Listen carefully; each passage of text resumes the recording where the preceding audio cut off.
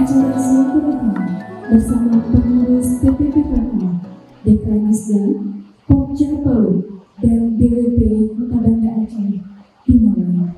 Ibu-ibu hebat yang berada di ruangan ini pada hari ini.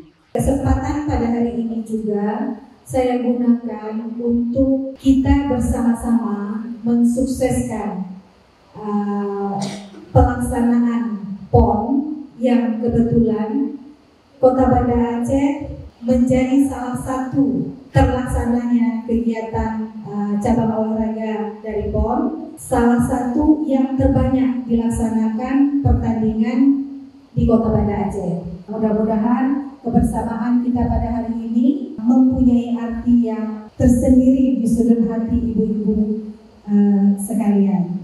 Allahumma salli wa sallim wa barik ala sayyidina wa maulana Muhammad. Dikuatkan oleh Allah Subhanahu wa Ta'ala dan banyak hasil serta manfaat yang dapat kita petik dan kita laksanakan daripada pertemuan.